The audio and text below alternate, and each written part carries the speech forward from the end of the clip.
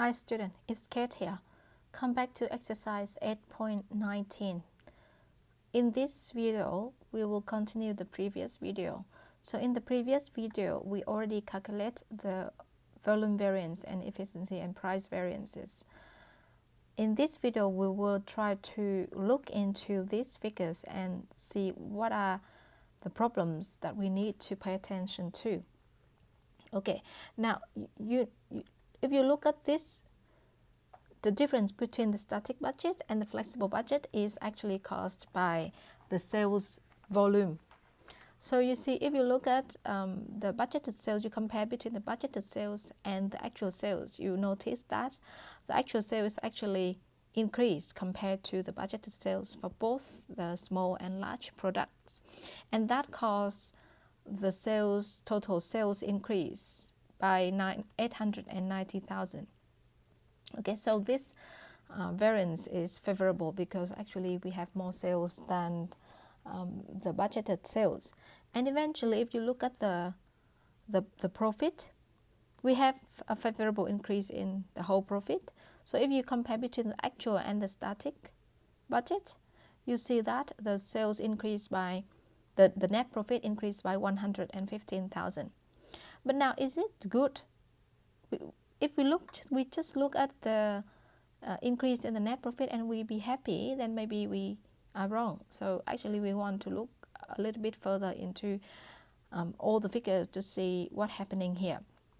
So we know that this 890,000 variance in the net in the total sales is result from the actual sales being greater than the budgeted sales. But if we look at the variance in the net profit is only 115,000. So that means there's unfavorable variance in cost. Because if it's all costs stay the same as what we predict, then we're supposed to have 890,000 favorable in net profit, right? So now if we look at the efficiency and price variance, we compare between the flexible budget and actual budget. We see that almost here, the cost has been double. So remember that flexible budget also prepared based on the same actual sales. So the only difference, the cost of the variance must be the cost, the unit cost. Okay. So in here, I want to calculate to see how much of increase or decrease of the actual of the variance compared to the original cost that we expect. So I take the variance and I divide it by the flexible budget. So I copy this and I paste all of them here. Just to see the amount, the relative amount of variance compared to the original cost. Okay. Now, if we look at here, we can see that if we just look at the contribution margin, the difference is only about 6% unfavorable. But if we look at details here, we see that all the costs for the small products have increased significantly. All right. So like the material cost for the small product increased double. So the variance is as much as the actual cost per flexible budget. And also the most significantly increased is the variable overhead for small. All right, so this is very big. However, when we look at all the costs for the large product, we see that we have a favorable here. Right, so again, the variable overhead for large is the decrease by the most significant proportion, 63%. So we really have to look at these figures. Okay. We want to choose these figures to investigate compared to all. Now we move to fixed cost. Okay, fixed cost for manufacturing overhead increased 50%, and selling expense increased 80%, and admin expense decreased by 16.67%. So we want to look at these two figures as well. And now you have identified the areas where you have to look at.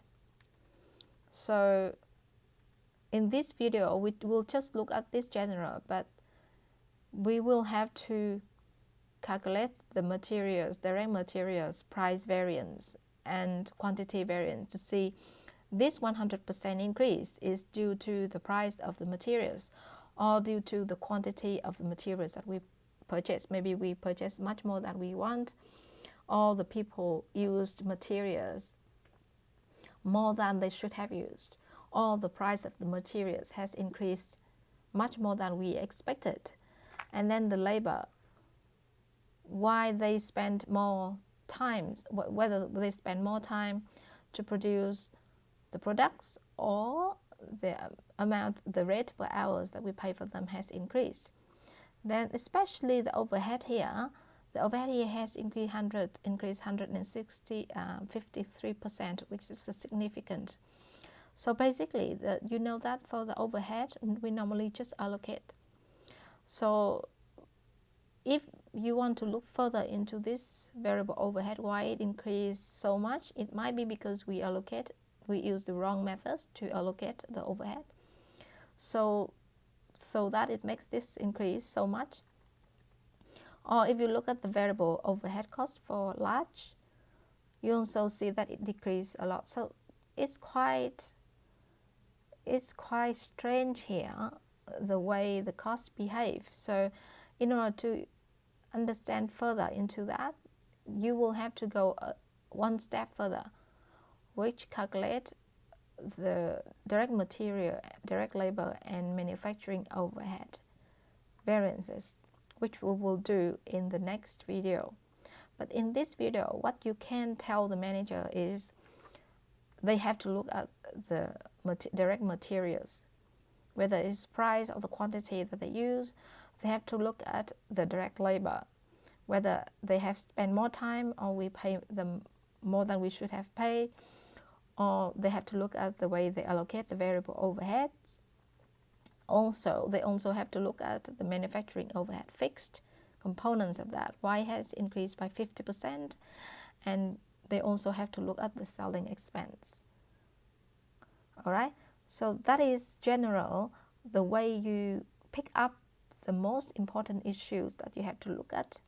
If you, again, I repeat, if you just look at these figures or you just look at the final figures, you won't see much. But if you start to look at the detail, you see much clearer pictures of what are the areas that you need to look at. And then you can suggest your managers to look at those areas. Okay, so that is for the first step, the variance analysis. We call this investigate by significance. Mean you calculate the percentage here, and then you try to look at the most significant variances. And you can also compare these figures with the last year and the year before last year, or the historical variance for this, and to see what is the significant here. Okay, so let's watch the next video on exercise 9.24, where we try to calculate direct materials and direct labor variances, so that we will know a little bit better what is the real cause of the change in the material, direct material cost. All right, thank you very much for watching, and I see you in the next video.